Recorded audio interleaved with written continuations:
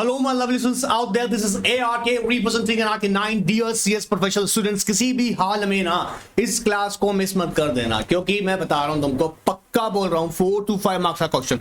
अब sir 4-5 marks का, अरे हर एक टॉपिक से निकाल के बता रहा हूं, क्योंकि ना इस सेशन के अंदर ध्यान सुनो, इंपॉर्टेंट, इस सेशन के अंदर हम लोग टेक ओवर का एक जो जर्नली प्राइमरी लिस्ट होता है ना, जो एक्वायरर को ध्यान रखना चाहिए, वो सीखने वाले हैं। प्लस इश्यू ऑफ सिक्योरिटीज पे क्या क्या ड्यू डिलिजेंस होगा वो सीखने वाले हैं। Plus bank, of course bank के पर्सपेक्टिव से जब ड्यू डिलिजेंस रिपोर्ट ली जाएगी पीसीएस से, वो भी बड़ी इंपॉर्टेंट है, वो सीखने वाले हैं। FEMA plus FCRA plus NDA, non disclosure agreement, ये सारी एस्पेक्ट्स इस सेशन में सीखने वाले हैं। और अब टेंशन ये हो रहा होगा, इतना कुछ हम एक ही सेशन में समझेंगे? एग्जैक्टली, बहुत जैसे सीखेंगे, क्योंकि आप लोगों के लिए अलग से ना नोट्स भी बना दिए गए हैं, ताकि आपको इतना कुछ पॉइंट्स वगैरह झंझट में नहीं पढ़ना पड़ेगा। और कुछ हम लोग मॉड्यूल से इंपॉर्टेंट एस्पेक्ट्स कवर करेंगे, ताकि हमारे लिए पूरा टॉपिक एकदम इजी हो जाए। सो बने रहना है, कोई भी बीच में मिस मत करना, कर दिया तो फिर 4-5 नंबर जो पक्के कह रहा हूं इस चैप्टर से, इस चैप्टर का मतलब इस आगे वाले पार्ट से हो गए। सो तुम्हें बता दूं, सीरीज कंटिन्यू चल रहा है 10 से 20 नंबर की, और मैं 20 बोल रहा हूं, है तो है, देख लेना, तुम कहीं नहीं गए। अब ऐसे मिला के तो भाई प्रिपरेशन होगा, तो तभी तो 70-80 के मार्क्स में जाएंगे। सो ध्यान से देखते रहो, मिस मत करना। स्टार्ट करता हूं, ध्यान सुनना, इंपॉर्टेंट है। देखो भाई, पहले वाला क्लास बता दिया है, किसी को नहीं मिला है, इससे जस्ट पहले वाला क्लास, ऊपर आई बटन में जाना, क्लिक करना। टेक ओवर रेगुलेशंस के अंडर जो हमने डिस्कस किया था ड्यू डिलिजेंस, वो डिस्कस हो चुका है। उसकी एक इंपॉर्टेंट एस्पेक्ट रह गया था, जो यहां डिस्कस कर रहा हूं, रह नहीं गया था, वो अलग से ही पढ़ाना था, रह नहीं गया था। देखिए, चेकलिस्ट फॉर एक्वायरर, ध्यान सुनना भाई। आप अब हो सकता है एग्जाम में क्वेश्चन आ जाए कि आपको एग्जांपल दे दिया जाए या क्वेश्चन ऐसा दे दिया जाए जिसके अंदर आपको कहा जा रहा है भाई कंपनी को एडवाइस करो, आपकी कंपनी एक्वायर करने जा रही है किसी दूसरी कंपनी को, तो कौन कौन सी इंपॉर्टेंट एस्पेक्ट्स हैं जो उसे ध्यान में रखनी होंगी। अब ध्यान से सुनना, अभी याद करवाना खेल है फटाफट से। Preliminary examination of a target company कैसे करोगे? कहता है जी कुछ इंपॉर्टेंट डॉक्यूमेंट्स हैं वो हमें पता होना चाहिए। देखो, it may be noted that this list is not exclusive checklist and it varies depend on the size of the company and nature of industry. बोला भाड़ में जाए। अब एग्जाम में अगर तुम्हें बता दी जाए कि कंपनी का नेटवर्थ इतना है, पेड अप कैपिटल इतना है, कंपनी का साइज है, कंपनी इतनी ब्रांचेस है, चिंता मत करना। सिंपल सी बात याद रखना, मैंने कई बार ऐसा क्वेश्चन दिया है और आया भी एग्जाम में, तुम कैलकुलेशन में मत लग जाना। ये जो दे रखे हैं कॉन्टेंट्स, ये कॉमन कॉन्टेंट्स है, छोटा बड़ा कंपनी जितना भी हो सब पर यही लगने वाला। जैसे आप क्या करोगे, उसका information that has to be collected from on target company and analysed financial legal angle. Sir मतलब ध्यान सुनना, इंपॉर्टेंट है, ध्यान से सुनो भाई, अभी के अभी याद करना है। टारगेट ये है, इस सेशन को देखते देखते याद करना है, टारगेट ये है। ध्यान सुनो, information has to be collected on target company. Information कौन सी इंफॉर्मेशन भाई? दो ही तो खास तौर से पीछे पड़े हुए हैं उसके, ऐसे तो बहुत सारी हैं बट दो खास कौन सी हैं? फाइनेंशियल एंगल से और लीगल एंगल से। इंफॉर्मेशन कैसे देखनी है? फाइनेंशियल एंगल से और लीगल एंगल से। तो कह रहा है information has to be collected on target company. बोलो मेरे साथ में, कसम खा लो और बोलो, information has to be collected on target company and analyse such information on, कैसे? On financial and legal angle. So information has to be collected on target company. One more time. Information has to be collected on target company. ठीक है जी। और उसे किस तरह से examine करना है? फाइनेंशियल एंगल से और लीगल एंगल से। आपको ये मत बोलना सर फाइनेंशियल लीगल एंगल, इतने दिनों से लगातार इनका पोस्टमार्टम कर रहा हूं। ऑलराइट, चलो आ जाओ। रजिस्टर ऑफ मेंबर उठाओ ताकि चेक करो भैया, profile of share holders, register of member देखेंगे, plus title of the target company in respect of immovable properties, कितनी कंपनी से बिलोंग करती है, कंपनी कितनी लीज पे लेके बैठी है, बात पकड़ मारा है, कितनी ऐसी है प्रॉपर्टीज जो कंपनी से बिलोंग करती है और कितनी लीज पर है, बेसिकली ये फाइंड आउट करना है। तो उसमें क्या देखेंगे? Title of the target company in respect of immovable property, पैसे का बात होगा जो अपनी है, मतलब टारगेट कंपनी की, उसी की तो वैल्यूएशन देखनी है हम लोग। तो क्या याद रखेंगे? बोलो मेरे साथ में 3 पॉइंट्स पहले से। Information has to be collected on target company, एक बार वापस से, information has to be collected on target company and analyse such information. किस एंगल से देखेंगे? फाइनेंशियल एंगल और लीगल एंगल से। फिर रजिस्टर ऑफ मेंबर, किस लिए? To examine the profile of share holders. क्या हो गया? रजिस्टर ऑफ मेंबर हो गया। फिर तीसरी चीज आएगा, title of the target company in respect of immovable properties. ठीक है सर। फिर financial statements of target company, ठीक है जी। आर्टिकल्स और मेमोरेंडम चेक करेंगे। किसी को टेंशन हो रहा हो ना तो छोटा छोटा लिखने का शौक है तो लिख सकते हो, मतलब जल्दी याद करने के लिए। ROM, फिर ना title of IM immovable property, memorandum and articles of association. Short में लिखना चाहो तो financial statements, charges.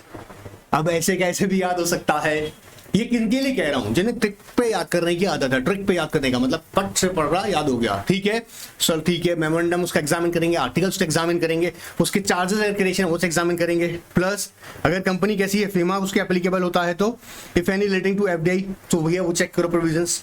Import and export of the technology and business prospects, करना क्या चाहती है आज और आगे भविष्य में, उसके प्रोस्पेक्ट्स क्या है बिजनेस के, ठीक है। तो ये हमने कुछ प्रिलिमिनरी एग्जामिनेशन करा किसके ऊपर, टारगेट कंपनी, क्लियर एकदम। फिर एक और बात इंश्योर करो कि जो आपने मर्चेंट बैंकर अपॉइंट किया है, भैया पहले तो इंपॉर्टेंट है मर्चेंट बैंकर की अपॉइंटमेंट। दूसरी इंपॉर्टेंट बात क्या है, मर्चेंट बैंकर किससे रिलेटेड नहीं होना चाहिए, ना तो रिलेटेड या एसोसिएटेड होना चाहिए, not associated with target company और एक्वायरर। Merchant banker की appointment, merchant banker of category first has to be appointed. It has to be ensured that merchant banker is not an associated of or group of acquirer or target company. याद रखना, is not associated of or group of acquirer or target company. कोई लेना देना नहीं होना चाहिए, interested नहीं होना चाहिए merchant banker. All right, independent merchant banker चाहिए. All right, याद रहेगा, सिंपल बात की अभी। अब ये कंटेंट तो मेरे बच्चे लोगों को याद हुआ होगा अभी, ठीक है। अब देखो और इंपॉर्टेंट बात सीखो, ध्यान से सीखते चले जाओ। देखो अब आता है एस्क्रो अकाउंट का ट्रीटमेंट, ध्यान सुनना, फिर बोल दूं, अभी रेफरेंस बता रहा हूं। चैप्टर फर्स्ट हमने पढ़ा है, ज्यादा बहुत सालों पहले नहीं पढ़ा है, कुछ दिनों पहले पढ़ा है। चैप्टर फर्स्ट के अंदर एस्क्रो का अकाउंट का ट्रीटमेंट जैसे हमने पढ़ा था ऑलमोस्ट वैसा ही है, बस कुछ 2-4 प्रोविजन ऐसे जो डिफरेंट यहाँ पे ट्रीट होंगे। जैसे ध्यान सुनना, आप जब बायबैक में हमने तुमको पढ़ाया था एस्क्रो अकाउंट का ट्रीटमेंट ना, कि भैया उसमें कैश कैसे जाएगा, डिपॉजिट्स कितना हो सकता है, जिसके अंदर सिक्योरिटीज किस हिसाब डिपॉजिट कर सकते हैं, मतलब किस किस फॉर्म में आप एस्क्रो अकाउंट में डिपॉजिट्स करेंगे, याद होगा उम्मीद कर रहा हूं। उठो जागो भाई, अब एग्जाम आने वाले हैं, उठो जागो, ठीक है। वही ट्रीटमेंट यहाँ चलेगा, बट फर्क कितना है, अब यहाँ फर्क क्या आएगा वो पहले यहाँ बता देता हूँ, ध्यान सुनना। यहाँ कह रहा है escrow account has to be open and following sum has to be deposited.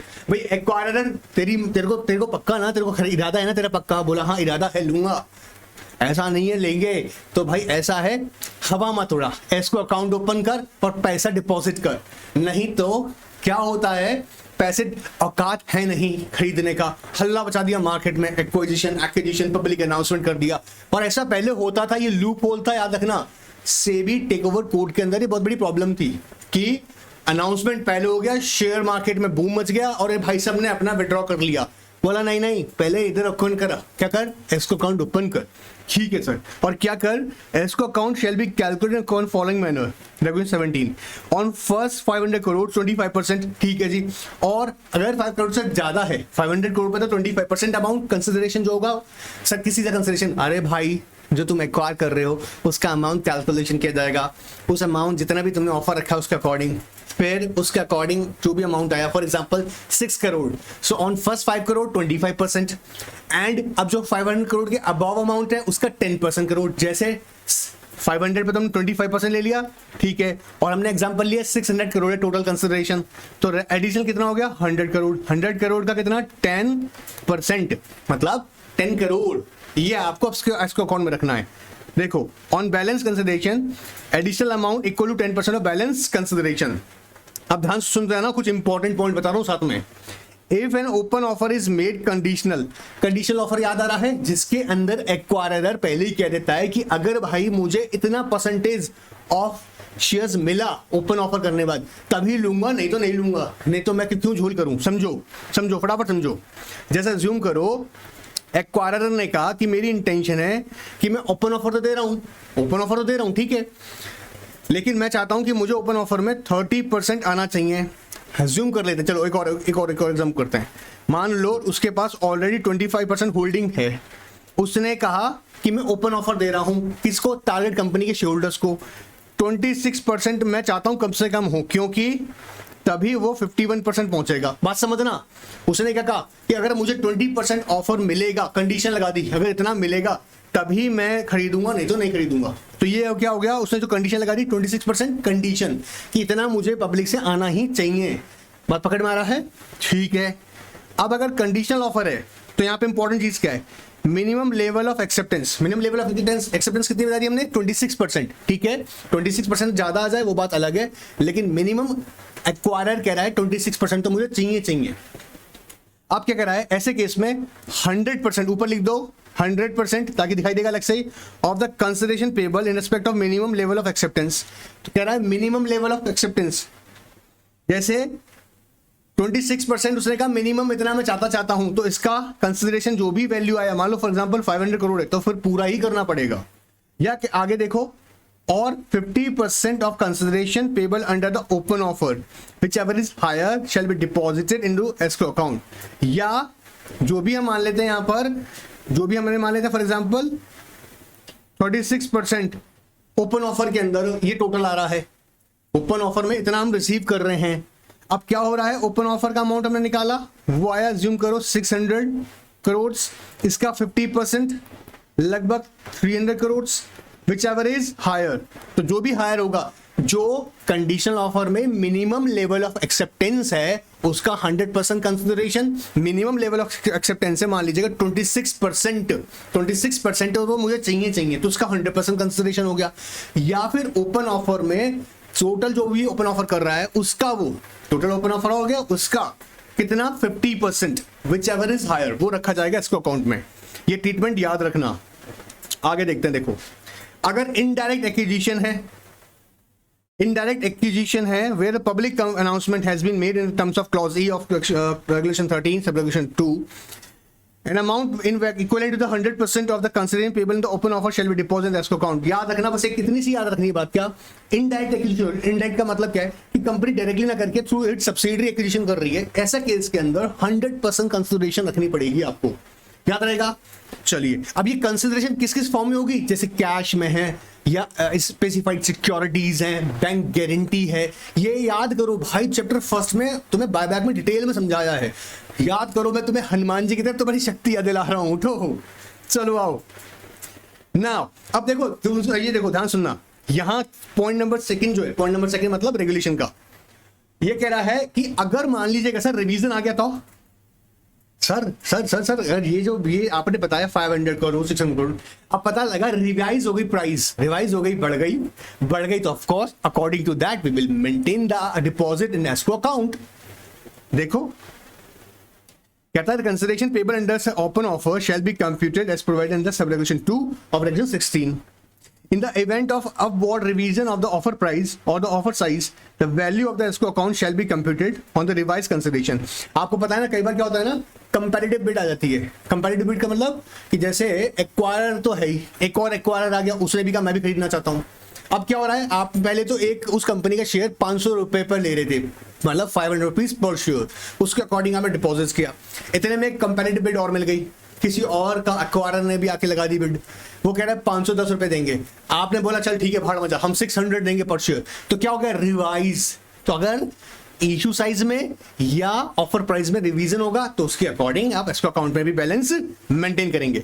So revise consideration calculated as such revise offer price and additional amount shall be brought to the escrow account prior to effecting such revision. Clear गम, पहले लाना पड़ेगा, ठीक है। पहले का मतलब समझ रहे हो ना कि आप ये नहीं है कि ऑफर कर दिया एस्क्रो अकाउंट खाली पड़ा है, भाई पहले एस्क्रो अकाउंट मेंटेन कर। क्लियर नाउ, अब देखो फटाफट से, ये मैंने पहले ही समझा दिया था, यहां पर बाय बैक में पढ़ाया, इस बार नहीं पढ़ाऊंगा, क्लास नहीं अलग से क्लास ले लेना, क्लास दे दूंगा, लेकिन बार बार रिपीट नहीं करेंगे। क्या क्या कैश डिपॉजिट आप कर सकते हो, बैंक गारंटी ले सकते हो, ठीक है, या डिपॉजिट फ्रीक्वेंटली ट्रेडेड शेयर्स या आपको सकिए फ्रीक्वेंटली ट्रेडेड शेयर्स स्पेसिफाइड कहां पर है, ये ऑलरेडी बताया भी, डिस्कस किया हुआ, रेगुलेशन 9 सब रेगुलेशन 2। ये देखो यहाँ पर डिटेल में दिया हुआ है नीचे 4 तरीके का फ्रीक्वेंटली ट्रेडेड का मतलब जो लिस्टेड हो स्टॉक एक्सचेंज पे और फ्रीक्वेंटली ट्रेडेड होते हो। फ्रीक्वेंटली ट्रेडेड याद आ रहा होगा, मैं उम्मीद कर रहा हूँ भाई, फ्रीक्वेंटली ट्रेडेड मतलब 10% एटलीस्ट उसके आउटस्टैंडिंग शेयर्स हैं और 10% मोर ट्रेड होते हो, मतलब इतना खरीद बेच होता हो थ्रू आउट द ईयर, ठीक है। ये बहुत क्लासेस बारीक से समझाई ऑलरेडी ना, इसलिए मैं यहाँ डिस्कस नहीं करना चाह रहा हूँ। या एटलीस्ट 2 साल से वो प्रीसीडिंग 2 साल से लिस्टेड हो और ट्रेड हो रहे हो, ऑलराइट। या एक और इंपॉर्टेंट बात कहता है, जो इशूअर है जिसके आप शेयर्स दे रहे हो ना, जो ये कंसिडरेशन शेयर्स बन रही हैं वो शेयर्स उस कंपनी के इश्यूअर ने 95% ग्रीवेंसेस रेड्रेस कर दी हो, at least 95% complaints receive from investor end of the calendar quarter immediately. तो जिस कंपनी के शेयर्स दिए जा रहे हैं भाई, जो एक्वायर दे रहा है शेयर्स, वो कंपनी के शेयर्स जिस कंपनी के हैं उस कंपनी ने अपने इन्वेस्टर्स के 95% ग्रीवेंसेस हैं, 95 जो उसके इन्वेस्टर्स के ग्रीवेंसेस उनको रेड्रेस कर दिया। क्वार्टरली रिपोर्ट में दिखना चाहिए बात। And issue of such class और material complaints compliances with the listing regulations for a period of 2 years। material compliances मतलब LODR की non compliances नहीं होनी चाहिए। all material compliances must be accurate and adequate। Clear है? अब देखो जैसे यहाँ कह रहा है provided that in case where a board is of view that a company has not been materially compliant with the provision of the listing regulation, the offer price shall be paid in cash only, and this point is important। मतलब sir, अगर कहीं सेबी ने देखा कि कहीं पर कोई material compliance नहीं था लिस्टिंग एप्लीकेशन डिस्क्लोजर रिक्वायरमेंट का, तो सेबी कंडीशन इंपोज कर सकता है कि भाई शेयर्स हटा दे, बैंक गारंटी अगर ये पूरा का पूरा अमाउंट अब कैश में चलेगा। मतलब एस्क्रो अकाउंट में आप जो डिपॉजिट्स करेंगे वो सिर्फ कैश में करेंगे। कब? अगर वो कंपनी जिसके शेयर्स भी दिए जा रहे थे एज अ कंसिडरेशन, वो कंपनी ने कोई मटेरियल मिसकंप्लायंसेस किए हुए इन टर्म्स ऑफ LODR, तब। ठीक है, अब देखो ये पॉइंट्स वापस वही रिपीट हो रहे हैं।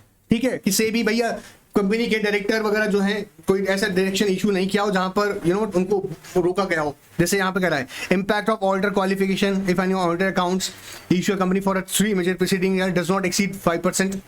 अब जनरली क्या होता है, कई बार क्या होता है ना, ये भी एक इंपॉर्टेंट चीज रखना कि कोई एंटिटी जिसके अकाउंट ऑडिटेड होना और सबमिट होना जरूरी है। ठीक है, बट वहां कुछ गड़बड़ किया हुआ है और पेनल्टी इंपोज किए हुए हैं उस पर, वो अलाउड नहीं है।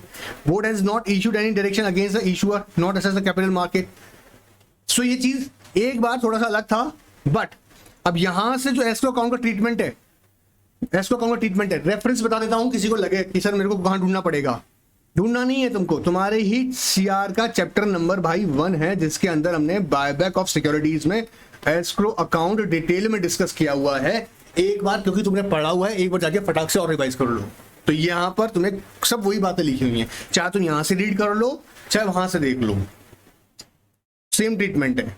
ये अगेन वही अंडरटेकिंग्स आ गई जो हमने भी समझा था, इससे पहले वाला क्लास के अंडरटेकिंग्स ली है सारी वो। ठीक है, तो यहां इसको नहीं रोक रहे। अब आता हूं, फटाफट आ जाओ और इंपॉर्टेंट चीजों पर। सर आप तो गोली की तरह चल रहे हैं। अरे भाई अभी तो तुम देखते जाओ, बहुत सारी इंपॉर्टेंट चीजें करानी है, अच्छे से प्रिपेयर करना है। चलो आओ देखो, अब अगर हम बात करेंगे किसका, due diligence for issue of securities. ध्यान से रखना, ध्यान सुनना, एकदम इजी किया हुआ है। स्क्रीनशॉट लेने के लिए मैं कहूंगा ले लीजिएगा ताकि बहुत जल्दी समझ में आए। ठीक है, अब आप जानते हैं कि पब्लिक कंपनी ध्यान सुनना, पब्लिक कंपनी को अगर लेकर आना है इशू, पब्लिक इशू, तो उसके लिए उसे कंपनीज एक्ट साथ के साथ सेबी, ICDR एंड LODR की कंप्लायंसेस करनी पड़ेंगी। ठीक है सर, लेकिन क्या इतना लिख के आ जाए एग्जाम में काम हो जाएगा? Of course not. तो इसके लिए क्या करना पड़ेगा, अगर ये आता है एग्जाम में क्वेश्चन 4 मार्क्स के लिए, तो कुछ इंपॉर्टेंट आपको रेगुलेशंस विद प्रॉपर प्रोविजंस लिखने होंगे। उसके लिए आपको इजी फॉर्म में कैसे बनाया देखो आओ। अगर हम बात करते हैं, ध्यान से जाइएगा, ध्यान से, पब्लिक कंपनी का क्या कर रहा है, issue of securities to public, या दूसरा ऑप्शन क्या है, पीपी क्या है, प्राइवेट प्लेसमेंट, अरे क्या दिक्कत है, चल जाओ यार, प्राइवेट प्लेसमेंट। ठीक है, तो दो अलग चीजें हो रही हैं हमारे सामने। क्या है, public company issue of security की बात कर रहा है, तो ठीक है जी, पहले बात करते हैं किसका, अगर वो पब्लिक से फंड रेज करने की बात कर रही है तो उसके लिए क्या करेगी, प्रोस्पेक्टस इशू करेगी सर। ठीक है सर, ये भी हम जानते हैं। अब उसके लिए आपको क्या करना पड़ेगा, कंपनीज एक्ट का part 1 of chapter 3 of companies act, आपके बुक का नहीं, किसका, कंपनीज एक्ट का चैप्टर 3 क्या बात करता है, prospectus and allotment of securities. आपको यहां भाई अब क्या कर रहे हैं, इनके कंप्लायंसेस कर रहे हैं। तो जब अब भी हम बात करेंगे due diligence of issue of securities का, उसका मतलब क्या है कि इस बात को इंश्योर करना क्योंकि ये अगर जो कंपनीज एक्ट के सेबी आईसीडीआर एलओडीआर के रेगुलेशंस हैं, अगर इनको फॉलो नहीं किया, आप सोच के देखो, अगर पब्लिक कंपनी पब्लिक से फंड रेज कर रही है तो ऑफ कोर्स लॉजिकल बात है कि उसे सेबी आईसीडीआर एलओडीआर और कंपनीज एक्ट का प्रोविजन फॉलो करना पड़ेगा। और इनकी अगर नॉन कंप्लायंसेस पाई गई तो सेबी क्या ऑर्डर करेगी, भाई मार्केट एसेसन कर सकते हो। अल्टीमेटली उसका इंपैक्ट क्या होगा, प्रमोटर का रेपुटेशन डिस्ट्रॉय होगा, कंपनी का रेपुटेशन डिस्ट्रॉय होगा, लोगों का फेथ खत्म हो जाएगा।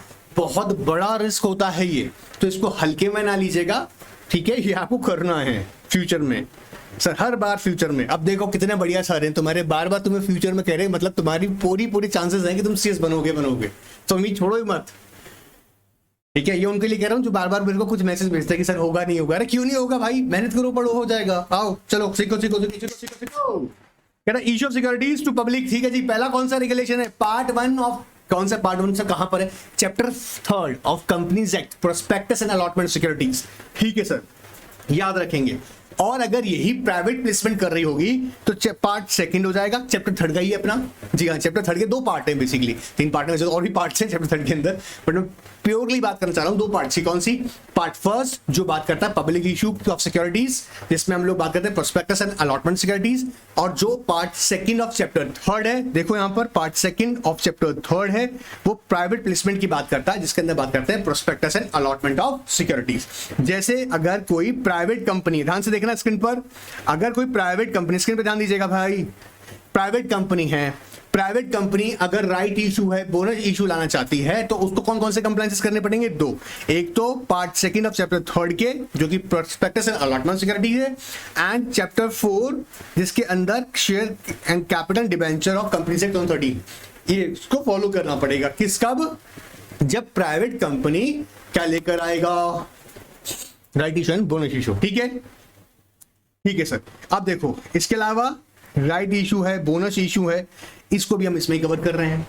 अब अगर साथ के साथ में जब हम देखते हैं कि लिस्टेड कंपनी है, जी हाँ, दोनों ही बातें इंपॉर्टेंट है। एक, a company which intends to get security listed on the stock exchanges, मतलब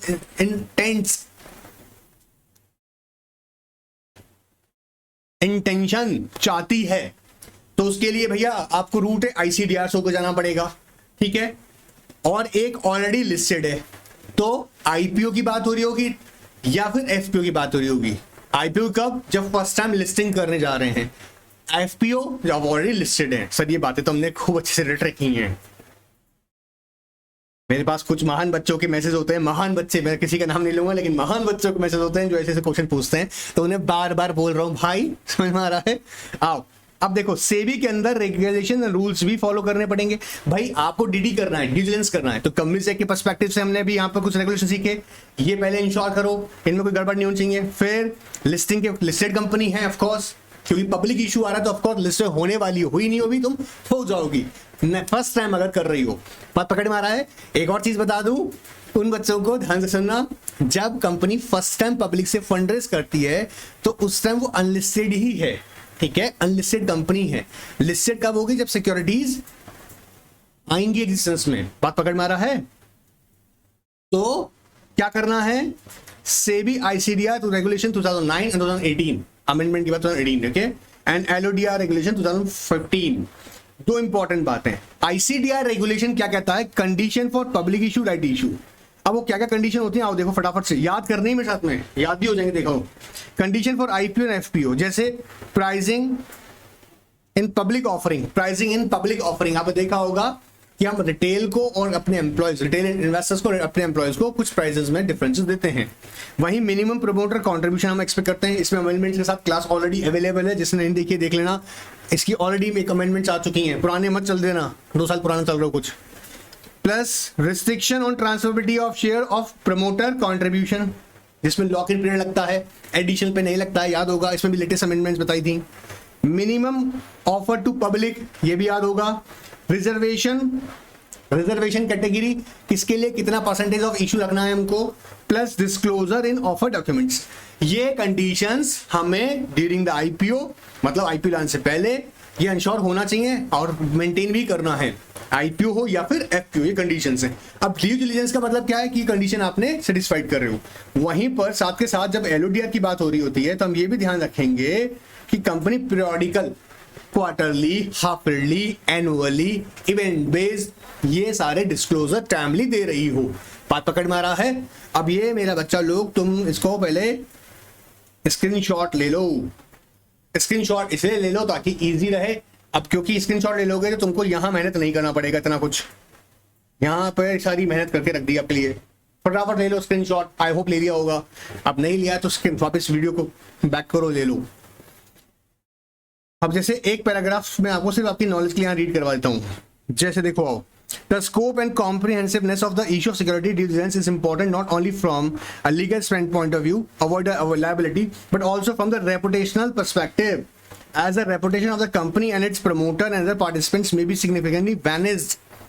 बात पकड़ मारा, vanish मतलब खत्म हो जाती है। If on a later date it appears that a company and the other participants have failed to uncover or disclose the prospective investors critical issues relating to the issuer or securities, खत्म। पलट के नहीं देखते लोग, reality है। आपने invest किया और आप पता लगा कि यार ये तो नॉन कंप्लायंस की वजह से इसका इशू रुक गया, नॉन डिस्क्लोजर्स दे रखे हैं। जब पूत के पांव पालने में ऐसे हैं तो आगे जाके कैसे होंगे? तो और पता है आजकल जितना इन्वेस्टर अवेयर हो रहा है वो जनरली अवॉइड भी करता है। ये सिर्फ टाइम पास करने के लिए लिखा है स्टेटमेंट, रियल स्टेटमेंट्स हैं। Let's understand. While specific requirements in connection with the issue of securities are different from the under company section 13 SEBI laws and regulations made under any non compliance in these regulations are generally impose liability if offering memorandum और prospectus contains a materially incorrect और misleading statement और omits any material facts. Material facts क्या है? Company की details, financial details गलत दे रखी हैं, company की लिटिगेशंस के बारे में नहीं बता रखा है, कंपनी की टैक्सेशन लिटिगेशन चल रही है उसके बारे में नहीं बता रखा है, या टैक्स अवॉइडेंस की हुई है उसके बारे में नहीं बता रखा है, कंपनी के प्लांट्स के बारे में, फैक्ट्रीज के बारे में गलत इंफॉर्मेशन रखी है, कंपनी के ऊपर मान लीजिएगा कोई एक्सेसिव बर्डन्स है, क्लेम्स हैं, कॉपी राइट इन्फ्रिंजमेंट है, पेटेंट के कोई इन्फ्रिंजमेंट है। हाँ, तो ये सब छुपा रखा है भाई। बताओ, इतनी अच्छी खासे बताओ सारी की सारी।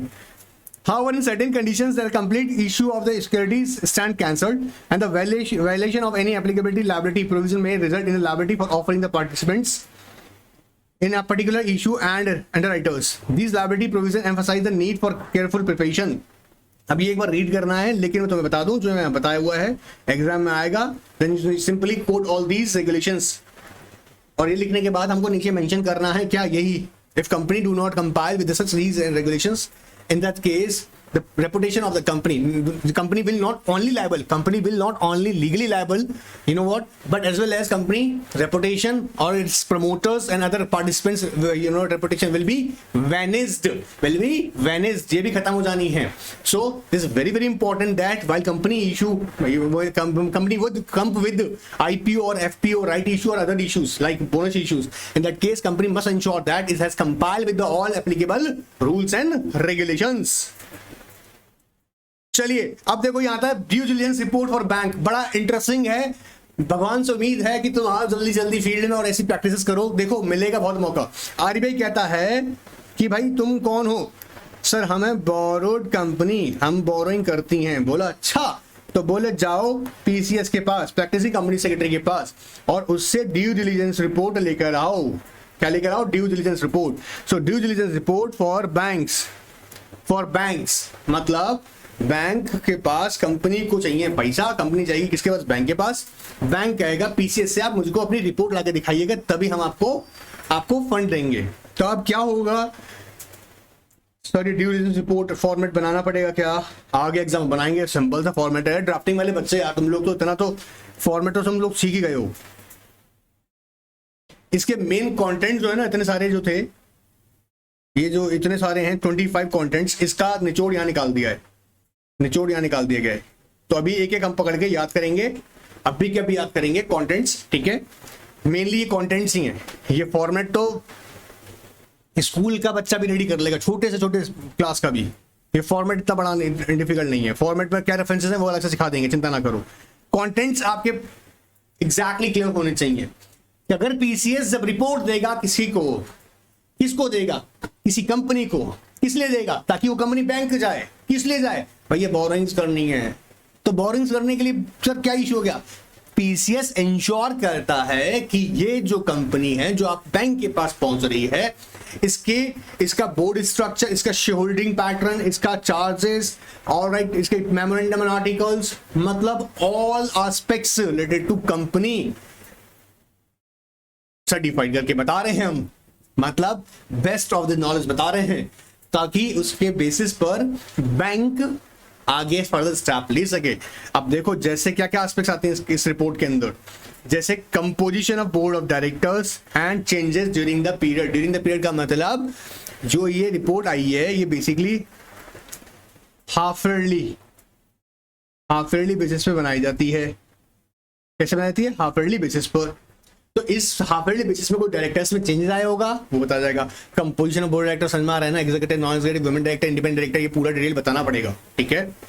ऑलराइट सर, तो पहला हमने क्या देखेंगे, हमारा कंटेंट हम लिखेंगे रिपोर्ट में, composition board of director change their plus share holding pattern along with the changes, share holding pattern along with the changes, alteration memorandum articles, अगर हुआ है तो, जबरदस्ती नहीं, अगर हुआ है तो मेंशन करें कि ड्यूरिंग दिस पीरियड मेमोरेंडम के किस क्लॉज में या आर्टिकल के किस क्लॉज में चेंजेस आए थे और क्या चेंजेस थे। बात पकड़ में आ रहा है? ये कौन बता रहा है? पीसीएस रिपोर्ट बना के दे रहा है कंपनी को, कंपनी का लेके जाएगा बैंक में। बात पकड़ में आ रहा है? Due diligence report for banks है, याद रखिएगा, ऑफ बैंक नहीं है, फॉर बैंक है। हे भगवान, कोई बच्चा अभी भी ऐसा ना समझ रहा हो। देखो देखो, फॉर बैंक है, ऑफ नहीं है, ठीक है। चलिए आओ, तो पहला क्या देखा हमने, composition of board of director. मेरे साथ याद करो भाई, कंटेंट इतने सारे कौन याद करेगा फिर इसे, और स्क्रीनशॉट भी लेना इसका, ठीक है। Composition board of director including change therein during the period of review, फिर share holding pattern along with changes, alteration memorandum articles. Alright, अब देखते जाओ फटाफट से। कहता है कंपनी, अरे यार हट जा भाई, company entered in transaction, enter into transaction in which directors were interested. तो जो ट्रांजैक्शन जिसमें डायरेक्टर इंटरेस्टेड हैं वो ट्रांजैक्शन आपको मेंशन करना होगा रिपोर्ट के अंदर। पीसीएस रिपोर्ट में मेंशन करेगा कि जो भी ट्रांजैक्शन हुआ है जिसमें कंपनी कॉन्ट्रैक्ट में एंटर हुआ है, उस कॉन्ट्रैक्ट के अंदर जैसे मान लीजिएगा, जूम करिएगा, कंपनी ने रॉ मटेरियल परचेज जिस फर्म से किया है उस फर्म के अंदर डायरेक्टर पार्टनर है, तो क्या हुआ, कंपनी का जो कॉन्ट्रैक्ट हुआ है उस कॉन्ट्रैक्ट में डायरेक्टर इंटरेस्टेड है, याद रहेगा। तो company enter into transaction in which directors are interested. मेरे साथ 4 पॉइंट बोलो कौन कौन से कंटेंट थे। पहला, composition board of director including change therein during the review period. दूसरा, share holding pattern along with changes. तीसरा, अल्टरेशन मेमोरेंडम आर्टिकल्स। चौथा, company enter into transaction in which director are interested. इतने जल्दी बोलोगे क्या? स्क्रीनशॉट लेते जाओ, चलो आगे दौड़ते चलो भाई, रुकना नहीं है हमें। कंपनी ने एडवांसेस दिया हुआ है किसको? कंपनी ने एडवांसेस कैसे? लोन है, गारंटी है, सिक्योरिटी है। कंपनी ने क्या किया हुआ है? लोन, गारंटी, सिक्योरिटी दिया हुआ है। और पता लगा किसको क्या है? टू डायरेक्टर और पर्सन और firms in which director were interested. पकड़ में आ रहा है? एक तो कॉन्ट्रैक्ट हो गया, एक क्या हो गया? लोन, गारंटी, सिक्योरिटी दिया हुआ है, जिसमें कौन है? डायरेक्टर। अब डायरेक्टर एंड पार्टनर, पार्टनर भी हो सकता है उसका, ये पर्सन हो सकता है या फर्म हो सकते हैं, इन विच डायरेक्टर इज इंटरेस्टेड। ये कंपनी ने किसी और को एलजीएसआई किया हुआ है, लोन गारंटी सिक्योरिटी दिया हुआ है, कंपनी ने लोन गारंटी सिक्योरिटी दिया हुआ है किसको? अदर पर्सन को, मतलब कोई बिजनेस दूसरी एंटिटी है। हर बात थोड़ा डायरेक्टर इंटरेस्टेड होता रहेगा, ठीक है। तो याद रखना 2 पॉइंट्स में तुम डायरेक्टर को इंटरेस्टेड कर रहे हैं, या तो कोई कॉन्ट्रैक्ट में या फिर लोन गारंटी सिक्योरिटी के केस में, याद रहेगा। आगे चलो, स्क्रीनशॉट लेते चलो, यहां से भी ले लो, उसका भी स्क्रीनशॉट ले लो। चलिए आइए, no default is repayment of public deposit, unsecured loans, debentures या कोई भी फैसिलिटीज। क्या कह रहे हैं? फैसिलिटीज, जैसे वर्किंग कैपिटल की फैसिलिटी दे रखी है, क्रेडिट फैसिलिटी दे रखी है, किसने? भाई किसी बैंक ने दी आपको फैसिलिटी, एनबीएफसी ने दी हुई है, तो उसमें आपने को डिफॉल्ट ना किया हुआ हो। आपने मतलब नहीं कह रहा हूं, कंपनी ने नहीं किया, जो आपका क्लाइंट है जिसके लिए आप बना रहे हैं क्या? Diligence report for bank. So no default in repayment of deposits, unsecured loans, debentures and other facilities. Company created, modified, satisfied charges on assets. Important है, याद कर लेना, मत सोचो ना कि छोड़ के चले जाए इसको, ठीक है। या फिर principal value of forex exposure, overseas borrowing. अब ड्यूरिंग द पीरियड देखें कंपनी ने कितना फॉरेक्स एक्सपोजर, मतलब कितना विदेशी मुद्रा आई है, विदेशी मुद्रा मतलब पैसा आया है, और कितनी बोरिंग से, ओवरसीज बोरिंग से, ईसीबी से करें तो। Company has insured it's all secure assets, ये भी देखा जाएगा, कंपनी ने अपनी सारी सिक्योर एसेट्स क्या कर रखी है? इंश्योर कर रखी है। Plus company has declared and paid a dividend, ये भी बात देखा हमने कि अपने शेयर होल्डर्स को क्या दिया, उसने डिक्लेयर भी किया, पेमेंट किया dividend. Company and any of its director name not appear in the defaulter list of RBI, defaulter of list of RBI में अपीयर होना चाहिए, ठीक है। Plus company has paid its statutory dues, borrowed funds has used for specified purposes, company has complied with the applicable accounting standards as suggested by ICAI, of course confirmed by the central government, and company has complied with the LODR regulations। अब ये content जो है ना, इनका screenshot ले लीजिएगा ताकि फिर बोल दूं एक बार देख ले लिया होगा, मैं कर रहा हूं। अब समझो, अगर ले लिया है तो ये पूरा जो लिस्ट था ना, यहां से जो आपको रिपोर्ट बनाने के लिए कंटेंट चाहिए होंगे, तब आपको इतना लंबा चौड़ा पढ़ने का कोई जरूरत नहीं पड़ेगा। इन्हीं कंटेंट्स के अंदर मैंने मिक्स कर दिया है और सारे कंटेंट्स को भी। सो अगर आप ये याद रखेंगे, टाइटल है बेसिकली, इनको आप याद रखेंगे तो आपको अगर due diligence report for bank आ गया तो इजीली फॉर्मेट आप प्रिपेयर कर लेंगे। कंटेंट होना बहुत जरूरी है। अब पता लगा एग्जाम में 2-3-4 बातें लिख कर आ गए, अरे एटलीस्ट इतनी तो लिखी हो, मतलब 15-17 तो होनी चाहिए, ठीक है। चलिए, अभी भी खत्म नहीं हुआ टॉपिक यार, चल रहे हैं, इंपॉर्टेंट है भाई। अब कहता है guidance on due diligence reporting, ठीक है। 2-3 इंपॉर्टेंट बात सुन लो। जैसे कहता है पीरियड ऑफ रिपोर्टिंग। अब भाई आरबीआई कह रहा है, देखो क्या कहता है, annexure 3 above RBI notification due diligence report shall be made on the half yearly basis. बात पकड़ में आ रहा है, अभी बताया था हाफ ईयरली बेसिस बनेगा। जो मैं कह रहा था ना कि change in the review period of the board of directors, composition board of director, change in shareholding pattern review period, उसका मतलब यहाँ पर क्या है कि हाफ ईयरली बेसिस में जो चेंजेस होंगे तो यहाँ पे रखेंगे एनेक्सर 3, जो हमने यहाँ पे सभी भाई ये बनाई है कहानी पूरी, जो मैंने एनेक्सर 3 के अंदर देख रहे थे। ये जो रिपोर्ट है फॉर्मेट एनेक्सर 3, इसके लिए बता रहे क्या, हाफ ईयरली बेसिस पर, ठीक है सर। कौन करेगा, पीसीएस। पीसीएस कौन है भाई, प्रैक्टिसिंग गवर्नमेंट सेक्रेटरी।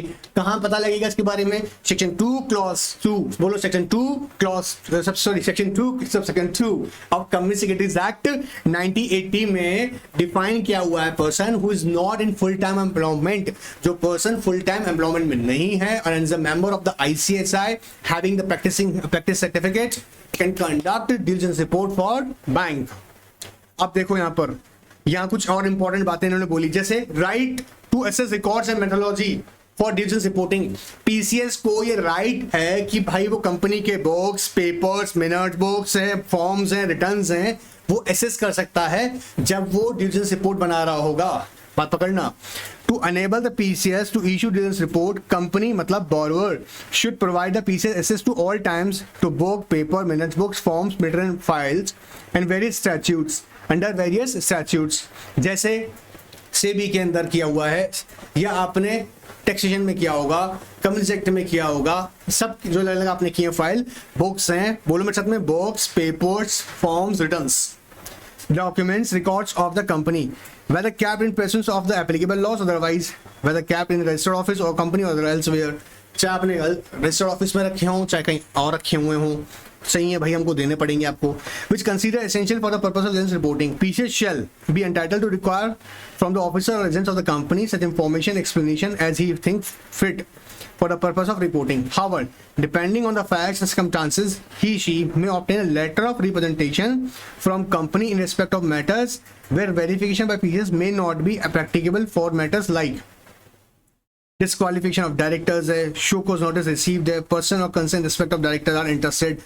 क्या कह रहा है, अगर ये 3 इंसिडेंसेस आ गए, एग्जाम में अगर कोई केस लो आ जाए तो समझ के चलना। इसके केस में क्या है, जैसे अब देखो समझो, इंपॉर्टेंट बात है यहाँ पर क्या कह रहा है, लेटर ऑफ रिप्रेजेंटेशन। अगर डिस्क्वालिफिकेशन ऑफ डायरेक्टर से रिलेटेड मैटर है, शो कॉज नोटिस कंपनी के खिलाफ इशू किए हुए हैं या फिर person and director are interested, ऐसे केस में लेटर ऑफ रिप्रेजेंटेशन लगेगी। लेटर ऑफ रिप्रेजेंटेशन कहां से मिलेगा उसको, वो कंपनी से लेगा। On the behalf of that he can you know take the information related to such kind of transactions from company in respect of matters where the verification by PCS may not be practicable। for the example कौन से, तो यहाँ पर वो कहेगा letter of representation. Transaction कौन से होते हैं, डिस्क्वालिफिकेशन डायरेक्टर्स को लेके, शो कॉज नोटिस कंपनी को अगर रिसीव हुआ तो, और personal concern in which directors are interested etcetera kind of, ठीक है। अभी ना ये सिर्फ एक बार रीड करने के लिए लिखा है तो कि थोड़ा नॉलेज में आ जाए बात ना। अब देखो ये वाली बात थोड़ी और भी इंपॉर्टेंट बन जाती है। वैसे सेक्रेटरी के लिए बहुत इंपॉर्टेंट है, सेक्रेटरी हम पढ़ रहे हैं, लेकिन एक बार रीड कर लेते हैं फटाफट से। क्या? Reporting with qualification. क्वालिफिकेशन समझ में आ रहा है, अपना ओपिनियन ड्रॉ करने वाला है अब CS. The qualification reservation adverse remarks may be stated by PCS at the relevant places। अब कैसे relevant places का मतलब वो बताएगा, जैसे and should be stated in a tick, typical or italic in the diligence report। मतलब italic का मतलब यहाँ पे क्या है कि आप ना जो भी यहाँ पर रिमार्क्स हैं, है ना, या रिजर्वेशंस हैं, वो बेसिकली हाईलाइट होंगी, ठीक है, आप तो की, ताकि बैंक है ना उन्हें एग्जैक्टली इजिली दे ऑब्जर्व कर सके। Now if PCS is unable to form an opinion with regard to any specific matter, PCS shall state clearly the fact that he is unable to form an opinion with regard to the matter and the reason thereof। अगर किसी भी जैसे कोई particular information उसको available नहीं है और suppose he cannot assess such information and he has to draw the opinion, then he has to give the reason of it, then why he is unable to draw the opinion। If the scope of work is required to perform is restricted on account of the limitation imposed by the company, on account of circumstantial limitation like certain books or papers being custody of another person or government authority, the report shall indicate the such limitations। मान लीजिएगा, अब example समझो एक बार, income tax authority ने वो particular account जो है ना वो सीज किए हुए हैं और कंपनी में कोई मैटर चल रहा है। अब ऐसे में क्या करें भाई, वो असेस नहीं कर पा रहा हूँ particular documents. In that case क्या होगा, वो अपनी रिपोर्ट में मेंशन करेगा कि भाई मैं इस पे अपना ओपिनियन क्यों ड्रॉ कर रहा हूँ, बिकॉज ऑफ दिस रीजन।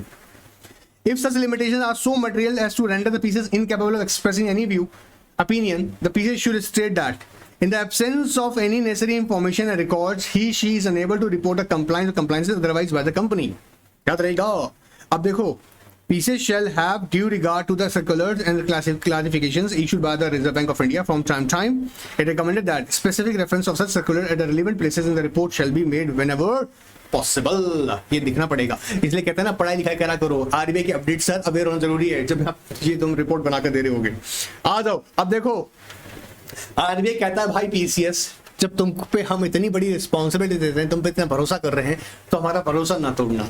अगर तुमने हमारा भरोसा तोड़ा तो बहुत बुरा हो सकता है। बुरा क्या हो सकता है? आरबीआई तुम्हें छोड़ेगा नहीं, तुम्हारा आईसीएसआई तुम्हें छोड़ेगा नहीं, प्लस इसके अलावा तुम्हारा क्लाइंट तुम्हें छोड़ेगा नहीं। बात पकड़ में आ रहा है? तो भरोसा नहीं छोड़ना है, तोड़ना है, ठीक है, भरोसा नहीं छोड़ना, नहीं तोड़ना है। आओ देखो, सीखते हैं, फटाफट सीखते हैं, आइए, मस्ती नहीं, आइए देखिए। while RBI notification has opened up significant area of practice for company secretaries, it is equally casts immense responsibility on them and poses a greater challenge whereby they have to justify fully and the faith and confidence reposed by the banking industry measure up to their expectations। Company secretary must adequate care while issuing the diligence report। क्या any failure or lapse on part of PCS in issuing diligence report may not only attract penalty for false reporting and disciplinary action for professional other misconduct under this provision of Company Section 1980, but also make him liable for injury caused to any person due to his negligence in issuing the diligence report। अब मुझे पता है कि कुछ बच्चे बोलेंगे sir no problem sir, professional liability insurance जिंदाबाद, वो ले लेंगे भाई, लेकिन रेपुटेशन को तो बैंड बच जाता है ना। सो केयरफुली रहना जरूरी है, ठीक है। ये नहीं है कि सिर्फ मैंने क्या कहा, आरबीआई के ऊपर जो आपको इम्पोज करेगा पेनल्टी वो अलग है, आईसी एक्शन लेगा वो अलग है, प्लस जो इंजरीज हुई होंगी, जो इंजरीज हुई है किसको, पर्सन को, वो और भरनी पड़ जाएंगी due to negligence. So be aware. Therefore, it becomes imperative मतलब important for the PCS that she exercise great care and caution while issuing the diligence report, also adheres to the highest standards of professional ethics and excellence in providing his services। While preparing the diligence report, PCS should ensure that no field report is left blank।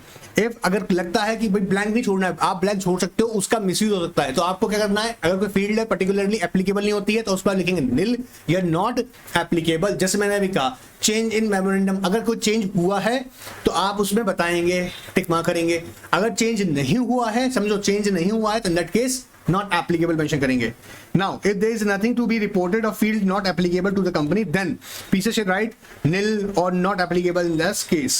Now, PCS should obtain a list of statutes applicable to company before proceedings with the assignment for issue of diligence report। जैसे कोई particular company जिसपे RBI act भी applicable है, companies act भी applicable है, company है भाई, company भी लग रहा है, प्लस सेबी के भी रेगुलेशन अप्लाई हो रहे हैं। सो इस बात का ध्यान रखा जाएगा कि कौन कौन से स्टैट्यूट्स एप्लीकेबल हो रहे हैं before issuing due diligence report. Simple है। चलिए अब ये इंपॉर्टेंट टॉपिक है, छोटा सा है लेकिन इंपॉर्टेंट है। क्या होने वाला समझो, मान लीजिएगा मिस्टर ए, मैंने पहले भी सिखाया हुआ ऑडिट के अंदर आप लोगों को, मिस्टर ए जो थे पीसीएस प्रीवियस थे, ठीक है, इन्होंने ए लिमिटेड के लिए ड्यू डिलिजेंस रिपोर्ट तैयार किया था, ठीक है। अब मिस्टर बी आ गए हैं, अब मिस्टर बी जो है न्यू इनकम्बेंट हो गए, न्यू इनकम्बेंट को प्रीवियस जो भी यहां पर प्रैक्टिसिंग कंपनी सेक्रेटरी थे उनको इन राइटिंग उनके रजिस्टर्ड एड्रेस पर ये जो भी सुटेबल मेथड बताया जा रहा है उस पर उनको इंटीमेट करना है before taking up assignment of due diligence report. लेकिन अगर ड्यूरिंग द पीरियड ऑफ, मान लीजिएगा जैसे during the year mister A काम कर रहे थे, मिस्टर ए ने बीच में ही ड्रॉप कर दिया ड्यूरिंग द ईयर, तो ऐसे केसेस में जो न्यू इनकम्बेंट मिस्टर बी हैं उन्हें दो काम करने हैं। एक तो अपनी कंसेंट लेना पड़ेगा, किससे, जो प्रीवियस इनकम्बेंट था उनसे कंसेंट लेना पड़ेगा, प्लस उनको इंटीमेट करना पड़ेगा। और अगर ये ड्यूरिंग द ईयर नहीं हुआ था, वो लास्ट ईयर प्रीवियस ईयर उन्होंने मिस्टर ए ने कंडक्ट किया था और अब जो नया इनकम्बेंट आ गए हैं वो मिस्टर बी हैं, तो सिर्फ मिस्टर बी इंटीमेट करेंगे इन राइटिंग। लेकिन अगर ऐसा होता इसी साल during the year mister A ने छोड़ा है और मिस्टर बी आए हैं, तो मिस्टर बी को कंसेंट भी लेना पड़ेगा मिस्टर ए का, साथ साथ उन्हें इंटीमेट भी करना पड़ेगा। ये इंपॉर्टेंट बात इसलिए बता रहा हूं क्योंकि इतनी सी बात पर क्वेश्चन आए हुए हैं और हमें इतनी सी बात याद रखनी चाहिए। As per provision of clause 8 and 11 of part 1 of first schedule of Company Secretaries Act 1980, whenever a new incumbent is assigned a due diligence report work, he should first communicate his appointment to the earlier incumbent in writing by registered post. पहला बात, where, however, in a same year, a company secretary in whole-time practice appointed in place of another company secretary in whole-time practice who was appointed initially, the new incumbent should not only first communicate the same previous incumbent in writing by the registered post, but also seek his consent preferably in writing, मतलब writing में उसकी consent भी लेगा। कब कह रहे हैं, जो सेम ईयर में ही दो, अगर सेम ईयर के अंदर ही पहले थे उन्होंने ड्रॉप कर दिया, वो चले गए, और सेम ईयर के अंदर दूसरा आ गया, तो दूसरे वाले को पहले वाले से कंसेंट लेना पड़ेगा, कंसेंट भी लेना है प्लस राइटिंग में इंटीमेट भी करना है। लेकिन अगर दोनों वो प्रीवियस ईयर हुए थे, ये इस ईयर हुए हैं, तो सिर्फ इस केस के अंदर इंटीमेट करेंगे। बुद्धि में चला हो गया होगा, उम्मीद कर रहा हूं। चलिए आगे देखते हैं। फेमा, हमारा फेमा और एफसीआर है, चिंता नहीं, बात कर रहा है, घबराना नहीं है, क्योंकि इसके भी नोट्स बना दिए हैं आप लोगों के लिए, चिंता मत करो, सबको फटाफट याद करवाएंगे। आओ देखो अब देखो फटाफट से एक बार चीज देखते हैं। फेमा को एक बार फटाफट से अपनी बुद्धि मिटाते हैं वापस से।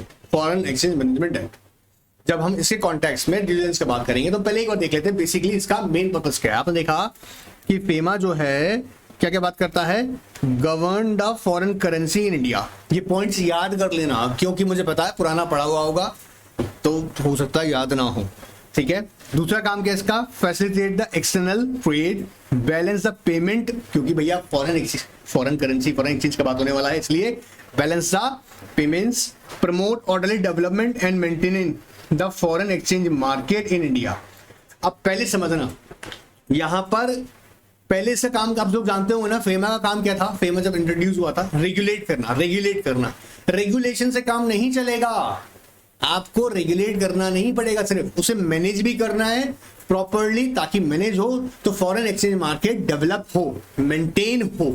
और जब फॉरेन एक्सचेंज मार्केट डेवलप होगा, मेंटेन होगा, तो भैया फाइनेंशियल एक्सपोजर्स बढ़ेंगे, मतलब फॉरेन एक्सचेंज एक्सपोजर्स बढ़ेगा, फॉरेक्स बढ़ेगा, और जितना बढ़ेगा उतना हमारे कंट्री के लिए अच्छा है। सोच के देखो, जब आपके पास ज्यादा से ज्यादा फॉरेन करेंसी आपकी कंट्री में आएगी, समझना आपकी कंट्री पे आएगी, तो ज्यादा बेनिफिट है ना।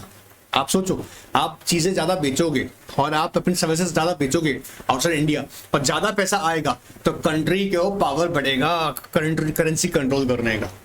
अब खैर वो देशभक्ति की बात है बाद में करूंगा, पर ध्यान सुनो, फेमा के कॉन्सेप्ट को ध्यान समझो कि क्या कह रहा है। It governs what foreign currency in India plus facilitate exchange trade plus balance the payments plus promote order development and maintain the foreign exchange market in India. ये 4 हम देखें मेन ऑब्जेक्ट हैं फेमा के, ठीक है। अब जब हमारा इसका टॉपिक हम लोग देख रहे हैं ना, तो मैं क्यों चाह रहा हूं कि फेमा में अगर डिलीजेंस आ गया तो भाई इसके लिए आप प्रिपेयर रहे हैं। फेमा को पढ़ने का कई फायदा है, यहाँ पढ़ने का फायदा है, आरसीडी में भी इसका कई डिटेल में हमने बात करी हुई है, तो एटलीस्ट इसका थोड़ा बहुत नॉलेज अच्छे से रख लो दिमाग में। FEMA is legislation governed about foreign currency in India plus FEMA facilitates excellent trade, balance the payment, promote the order development, maintain the foreign exchange market in India। इसलिए 4 पॉइंट पहले बना दिए ताकि आपका ध्यान इन पे जाए। ये इन पर ध्यान जाएगा तो उसके कंप्लायंसेस करने ही जाएंगे। क्यों कंप्लायंस करने ही जाएंगे? इन सारे ही ट्रांजैक्शंस को ध्यान से देखते हुए आपके माइंड में आएगा capital account transaction, currency account transaction, FDI, FEMA के प्रोविजंस पॉलिसीज हैं, या कोई भी क्या हो रहा है, रेमिटेंस हो रही है, इनके कंप्लायंसेस को इंश्योर करवाया जाएगा through the FEMA due diligence. इसलिए कह रहे हैं कि 4 पॉइंट्स पहले याद होने चाहिए, एग्जाम में अगर आ जाए तो 4 पॉइंट लिख के आने हैं, ठीक है। चलिए आगे देखते हैं। आप कह रहे हैं doing compliances for cross border transactions like inbound merger, outbound merger, कोई भी है ना, ये तो मेन हमने देखे ही अभी।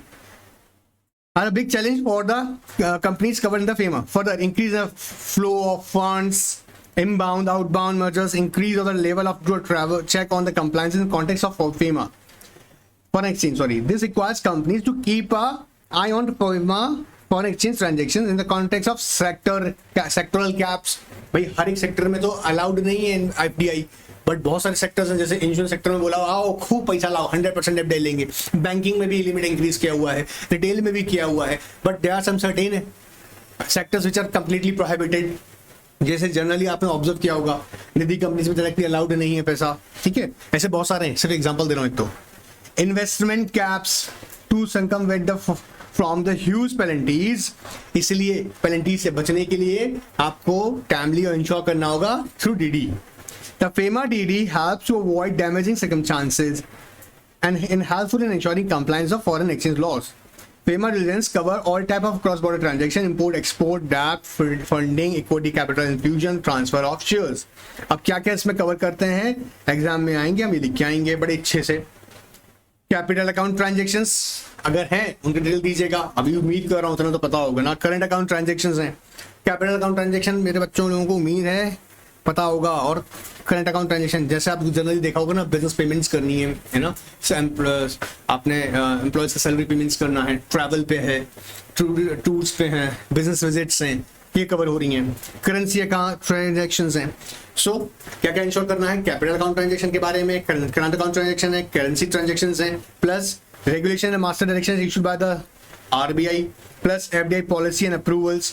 ऑटोमेटिक में जाएगा या फिर कौन सा अप्रूवल होगा, अप्रूवल रूट से जाएगा ये भी, plus setting up of business through license office. पता लगा विदेशी कंपनी इंडिया में अपना लाइसेंस ऑफिस बना रही है, ब्रांच ऑफिस बना रही है, प्रोजेक्ट ऑफिस बना रही है, और होली ओन सब्सिडीज हैं, जॉइंट वेंचर्स हैं, foreign institution investors, foreign venture capital investors, non resident of Indian person of Indian origin, सब भैया थ्रू कैसे रेगुलेट होंगे, फेमा के। अब ये ड्यू डिलिजेंस बनेगा। अब ऐसे ये ऐसा नहीं होता है कि मैंने कोई कहा हो गया, ये अपने आप में जो ट्रांजेक्शन है ना, ये बहुत डिटेल ट्रांजेक्शन है, इनका कंप्लायंस अपने आप में बहुत डिटेल है, बट एकेडमिक पर्सपेक्टिव से इसके भी हाल फिलहाल इतने रिक्वायरमेंट दिए हैं यहाँ पर।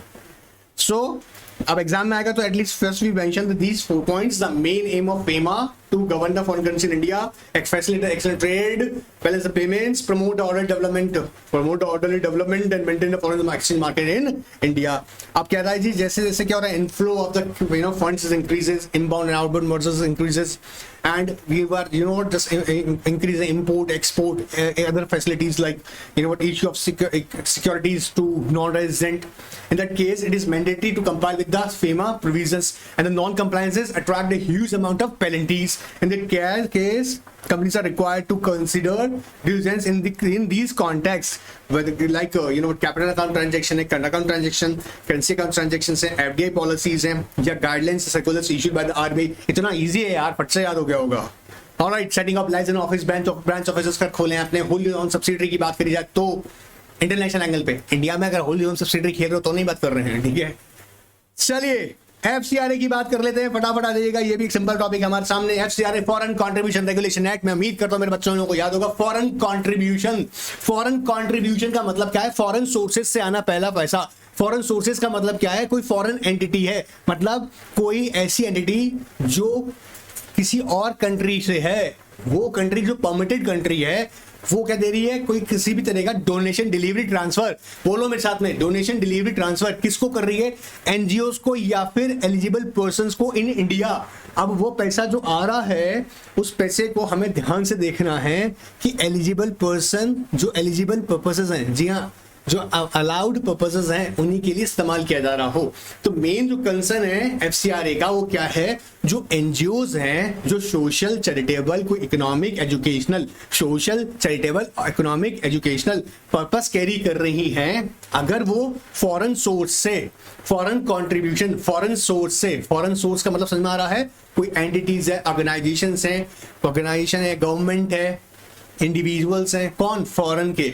वो अगर आपको क्या दे रहे हैं? Foreign contribution, contribution the form of donation, delivery, goods, articles, gifts, वो रेगुलेट किया जाए under the FCRA. So FCRA क्या कहता है? Inflow of foreign funds receive by NGO. FCRA क्या बात करता है? Inflow of. अब ये पहले से काम था, मतलब पहले जब एफसीआरए इंट्रोड्यूस हुआ तो पहला इसका ऑब्जेक्ट क्या रखा गया था? यही कि क्या करे? ये रेगुलेट करे किसको? Inflow of foreign fund received by NGOs. अब ध्यान सुनना, फिर क्या कहा? NGO can not receive funds, मतलब कहां से? फॉरेन सोर्सेज से, unless registered under FCRA regulation या special government approval for specific project. या तो आप क्या करवाओ? एनजीओ जाकर आप ministry of home affairs plus income tax department में अपनी एप्लीकेशन लगा के, इनकम डिपार्टमेंट में क्यों? इनकम टैक्स डिपार्टमेंट में इसलिए आप एनजीओ टैक्स बेनिफिट चाहिए तो कंफर्मेशन लेनी पड़ेगी किससे? इनकम टैक्स डिपार्टमेंट से। और जो एक्चुअल अथॉरिटी वो कौन है यहाँ पर जो रजिस्ट्रेशन देगी? Ministry of home affairs. Ministry of home affairs वो आपको क्या देगी? कंफर्मेशन की हाँ जी आपको रजिस्ट्रेशन दे रहे हैं। ये रजिस्ट्रेशन 5 ईयर के लिए वैलिड रहता है और एक्सपायरी से 6 महीने पहले इसे रिन्यू करवाना जरूरी है।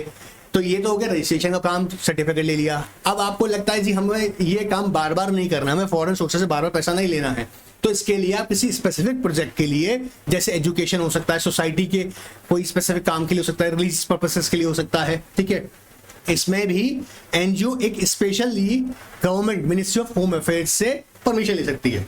वो लेना मैंडेटरी है, नहीं लिया तो श्राप लग जाएगा पेनल्टी के फॉर्म में, ठीक है। किससे लेना? देखो, ministry of home affairs, ministry of home affairs, ठीक है। अभी और सिखा रहा हूं, सुनते जाओ। एफसीआरए क्या करता है? रेगुलेट करता है foreign contribution receive from foreign sources. Foreign sources का मतलब फॉरेन एंटिटीज। अब देखो ध्यान से सुनते जाना, ये वाला स्क्रीनशॉट ले लो भाई, स्क्रीनशॉट ले लो, बहुत काम आने वाले हैं। ये इतनी बात समझ में आती है ना, कॉन्सेप्ट क्लियर हो गया ना एक बार, फिर तो बैंड बजा देंगे टॉपिक का। क्लियर? चलो अब देखो, देखते जाओ क्या क्या इंपॉर्टेंट बातें मैंने अलग से आपके लिए नोट करवाई हैं।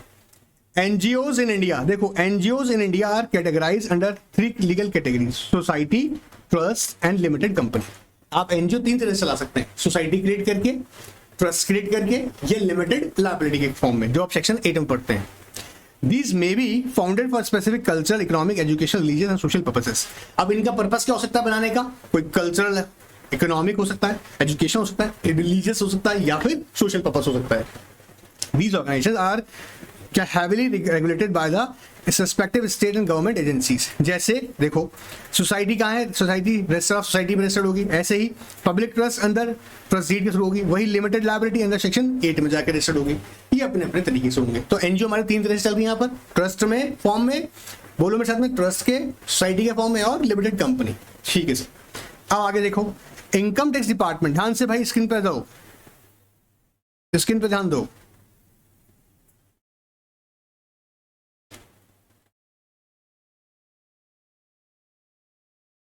अरे बदतमीज,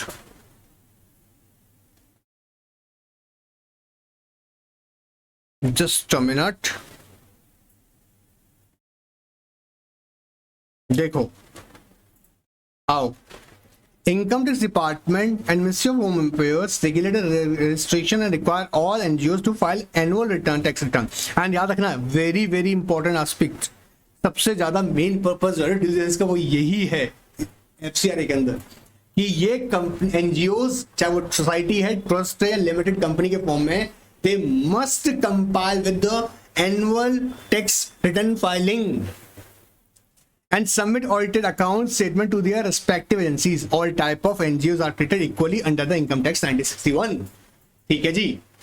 In order to eligible for tax exemption status, NGO must be founded for charitable purpose. As this detailed in Indian law, charitable purpose includes जैसे relief for poor, education, medical relief, and advancement of any other objects of general public utility. Once this is established, charitable organization can apply for ATG certificate to under the donor to claim the tax rebates against their donations. अब ये exam के लिए छोटी सी बात important है. Exam में आए ना, तुम्हारी बुद्धि में तो आनी चाहिए. किसी ना किसी को हेल्प करोगे एनजीओ को तुमसे बताकर. स्कोप की बात की जाए, आओ एक बार इसको भी चक्कर लगा के आते हैं. The FCRA and its enforcement regulates the foreign contribution received from the foreign sources, whereby such sources are entities in established in foreign territory. Discuss किया हमने. Act categorically defines foreign contribution as a donation, delivery or transfer made by foreign sources. Any article unless offered for individual personal use. Personal use वाला नहीं, उसको हटा देना. ठीक है. The value of which must not exceed 25,000 rupees. Currency, foreign currency, Indian या foreign securities, including all foreign debentures, bonds, shares, stock, other instruments of credit, income or interest generated from these sources are also treated as a foreign contribution under FCRA. ये तो अभी मैं इतनी देर से यही गाना गा रहा था आप लोगों के सामने कि कंट्रीब्यूशन किस फॉर्म में, आर्टिकल, डोनेशन, डिलीवरी. अब डिलीवरी किसकी फॉर्म में हो सकती है, जैसे अगर सोर्सेज कैसे हो सकते हैं, जैसे कोई शेयर्स हैं, स्टॉक हैं, बॉन्ड्स हैं, डिवेंचर्स हैं, इस फॉर्म में भी हो सकता है. आर्टिकल अगर गिफ्ट की बात की जाए जिसकी वैल्यू 25,000 ज्यादा की नहीं है, इंडिविजुअल किसी पर्सनल पर्पज से दिया जा रहा है, उसे काउंट नहीं करेंगे इधर, मतलब वो यहाँ पे नहीं कंसीडर किया जाएगा. रजिस्ट्रेशन रिक्वायरमेंट क्या है कि भैया पहले आपको मैंडेटरी कि आपको क्या लेना पड़ेगा, रजिस्ट्रेशन लेना पड़ेगा with the home ministry of home affairs जाकर रजिस्ट्रेशन लेना पड़ेगा, और आप चाहें तो स्पेसिफिक अप्रूवल भी ले सकते हैं. रजिस्ट्रेशन अगर करवा लिया है तो याद रखिएगा वैलिड रहेगा फॉर 5 ईयर. इसकी renewal before the expiry of 6 months आपको करवानी पड़ेगी. मतलब अगर लगभग देखा जाए 4.5 साल खत्म होने से जैसे खत्म होने आए रिन्यूअल के लिए एप्लीकेशन लगा दो. देखो renewal 6 months prior to the ending of the registration. कितना टाइम वैलिड रहेगा, 5 ईयर के लिए. फॉरेन फंडिंग की बात करते हैं फटाफट से, भी इंपॉर्टेंट है. इंपॉर्टेंट अभी फटाफट चल रहा है. देखो NGO have to open and maintain bank account. एक बैंक अकाउंट ओपन कीजिएगा जिसके थ्रू आप डोनेशन जो भी होगी वो रिसीव करेंगे फॉरेन एक्सचेंज में, उसी से ही करेंगे और किसी पर्पस के लिए इस्तेमाल नहीं करेंगे. And will exclusively word use करा deal with this receipt and utilisation of foreign contribution as required under FCRA rules. A separate set of accounts and records must be maintain exclusive for these transactions. FCRA amendment 2020 provides that remittance of foreign contribution shall be received only in account designated by FCRA account, which shall be opened in such branch of the State Bank of India, New Delhi, notified by central government. ठीक है. For other activities you can open other accounts also. Now, FCRA foreign contribution must be utilized only for the purpose for which it was received. ठीक है. अब देखो यहाँ पर आ जाओ, DD report, DD and reporting requirements.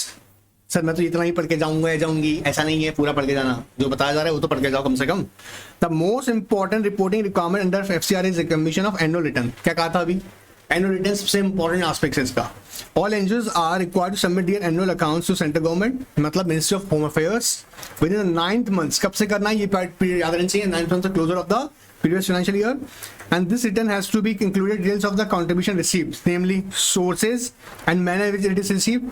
Sources क्या हो सकते हैं वो बताना पड़ेगा, प्लस कैसे रिसीव किया है, purpose for which it is received and manner of uses of the contribution. 3 चीजें, sources, purpose and manner of uses. बोलो, sources and manner in which it is received, sources and manner in which it is received, purpose for which it is received and manner of the uses of contribution. It is necessary of the entities who receive foreign funding should review the updated FCRA norms and meet their compliance obligation. अच्छा ये जरूरी है. अभी देखो चाहे वो FEMA हो चाहे एफसीआरए हो, कोई भी एक्ट हो, जब भी आप बिजनेस रिपोर्ट बनाते हो ना आपको देखना पड़ेगा उसका करंट प्रोविजन क्या चल रहा है. ठीक है, उसी के अकॉर्डिंग आप बनाएंगे. ठीक है. Meticulously to avoid any regulatory action once an entity appears under the government scanner for non compliance, the organization may face all manner of restriction and regulatory obstacles. तो उम्मीद कर रहा हूँ छोटा छोटा बात पकड़ में आ रहा होगा. अब अगर एक और है हमारे लिए टॉपिक कौन सा है, नॉन डिस्क्लोजर एग्रीमेंट, जो कि हमारा नेक्स्ट क्लास में रहेगा.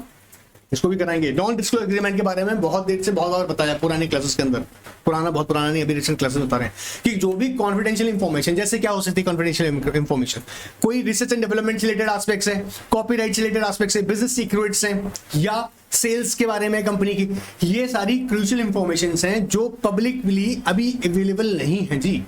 अब ये अगर कॉम्पिटिटर को पता लग जाए तो आपके लिए कहाँ कॉन्फिडेंशियल रह गया। सो ऐसी कॉन्फिडेंशियल इंफॉर्मेशन जब भी कोई प्रोफेशनल टीम डिलिजेंस कर रही होगी तो इन कॉन्फिडेंशियल इंफॉर्मेशन को आप कंपनी के डिस्क्लोज नहीं करेगी, इसके लिए एग्रीमेंट किया जाएगा। अगर ये इंफॉर्मेशन, इनमें से कोई सी भी इंफॉर्मेशन ऑलरेडी नोन है प्रोफेशनल्स को before taking up diligence report, वो before taking up diligence assignment करने से पहले से ही कोई इंफॉर्मेशन है जो प्रोफेशनल को पता था और ये आम है, तो उसे हम कॉन्फिडेंशियल नहीं बोलेंगे। बात पकड़ में आ रहा है। लेकिन कोई भी इंफॉर्मेशन जो कॉन्फिडेंशियल है, जैसे मैंने कहा रिसर्च कर रही है कंपनी, कोई रिसर्च डेवलपमेंट पे काम कर रही है, उसके कोई इन्वेंशंस चल रहे हैं, कंपनी की सेल्स के बारे में है, कंपनी का बिजनेस सीक्रेट है, ये इंफॉर्मेशन कॉन्फिडेंशियल इंफॉर्मेशन है और इन कॉन्फिडेंशियल इंफॉर्मेशन को डिस्क्लोज नहीं किया जाएगा। सो इसके लिए इंश्योर किया जाएगा कि एग्रीमेंट एग्जीक्यूट किया जाए। अगर इस एग्रीमेंट को ब्रीच किया गया तो याद रखिएगा, इस ब्रीच करने पर कंपनी जो है वो क्लेम कर सकती है उस प्रोफेशनल टीम से कि भाई जो हमारा लॉसेस हुए हैं उसको तुम भरपाई करो। ये बेसिकली नॉन डिस्क्लोजर एग्रीमेंट तैयार किया जाता है। इसका पूरा फॉर्मेट है, ठीक है, we will consider in next class. आज का क्लास बहुत हो जाएगा, नहीं तो बच्चे लोग परेशान हो जाएंगे, क्योंकि भाई और भी क्लासेस हैं, मेरे बच्चे लोग रोजाना टेस्ट भी कर रहा है। आई प्राउड ऑफ यू यार, बहुत मतलब कुछ बच्चे तो बहुत मेहनत कर रहे हैं, मुझे बहुत खुशी मिलती है, मतलब मुझे एनर्जी आ जाती है, डबल एनर्जी आती है। तुम लिखते हो ना सर एनर्जी हमको आ जाती है, नहीं, मुझे तुमको देख के एनर्जी आ जाती है। सो ऐसे ही कोशिश करते रहेगा, नेक्स्ट क्लास का रेडी रहेगा, टेस्ट मिस मत कीजिएगा। आपकी आंसर चेक हो रही है और आप लोगों को बताया भी जा रहा है, जहां मिस्टेक्स हो रही है उन्हें ठीक कीजिएगा। And goodbye, take care.